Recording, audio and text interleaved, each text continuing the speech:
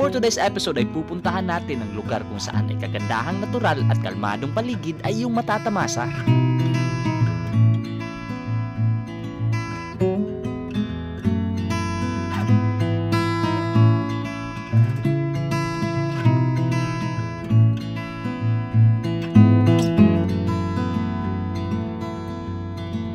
Bibisitahin din natin at we'll spend overnight sa isa sa mga kilalang resort at unique na kainan meron dito.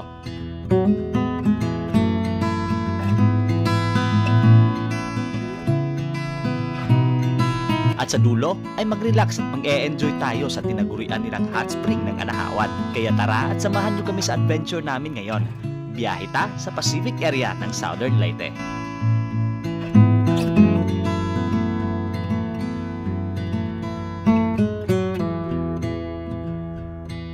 Gabi na marating namin ang D&Y Apartel Resort dito sa Barangay Bangkas A, Hinunangan, Southern Leyte.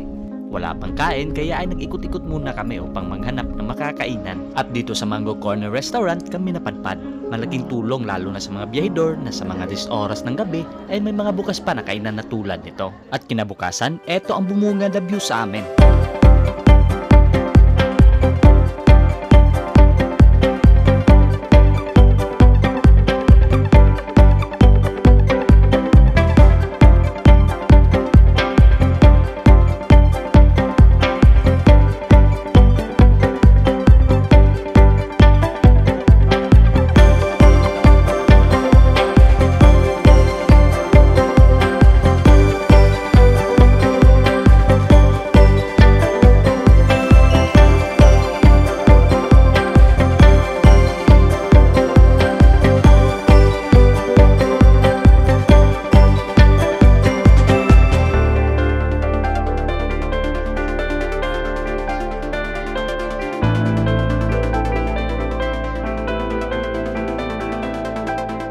At syempre, hindi natin papalampasin ang mga pagkain pang breakfast nila dito.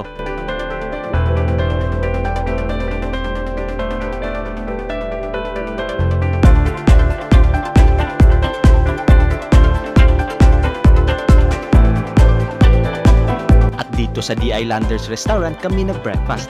Labas pa lang ay solid na ang disenyo ng struktura. At lalo kang mamamangha sa interior design nito.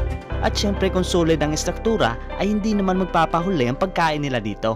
At kung solid coffee lover ka ay swak na swak ang restaurant na to para sa'yo. Talaga magigising at mabubusog ka sa mga pagkain nila.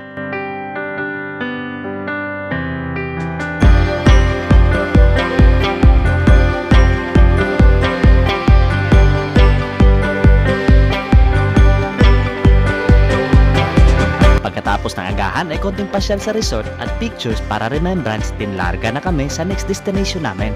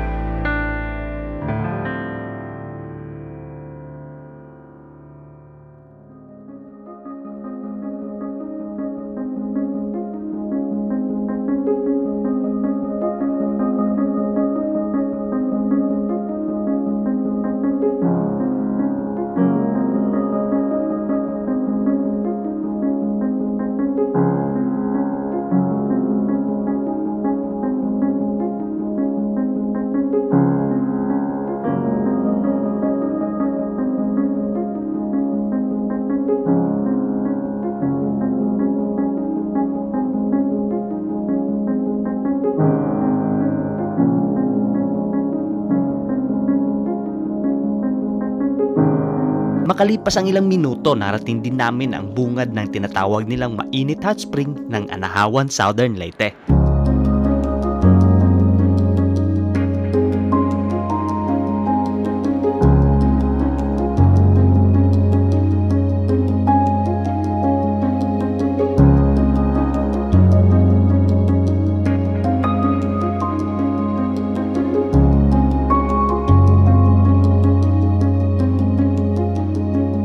Mula dito sa parking area ay lalakarin na natin pababa ang mismong hot spring. At bago ka makapasok ay may environmental fee na babayaran.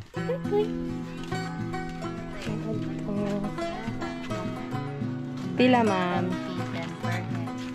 Kari ko ara sa bulsa mo lang. Parking sa Sagdaran 40 pesos. Ako ang anday ni. Kung piso. Ah, piso? Yes. Uy, haplas, buliha. Adi naman nag-aapalik sa kalabing na yung motor. Ayan, tulog pa. Dangog, mango, dangog. Pisid la advice sa puro mo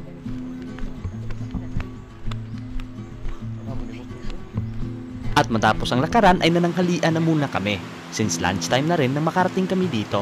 At pinili naming mananghalian sa tabing ilog para tipid at mas connected to Mother Nature.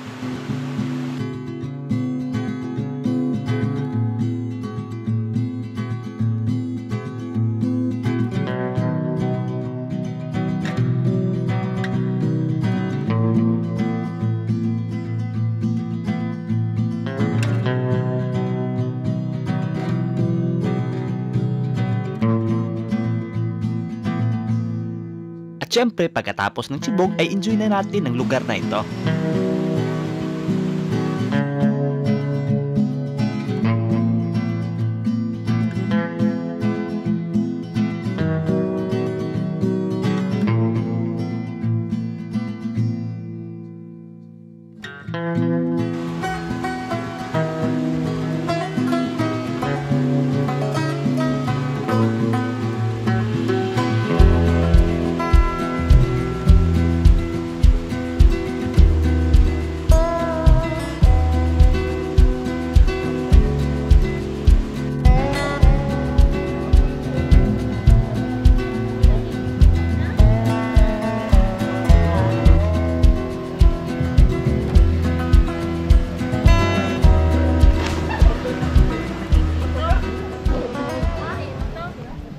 At matapos ang refreshing na experience dito sa mainit hot spring ay oras na para lumarga kami pa uwi.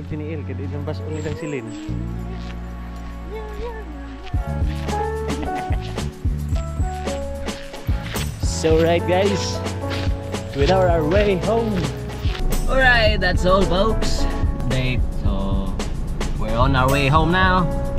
Kamala mong gamay nga bakasyon ginhawa sa realidad. We're going back to reality.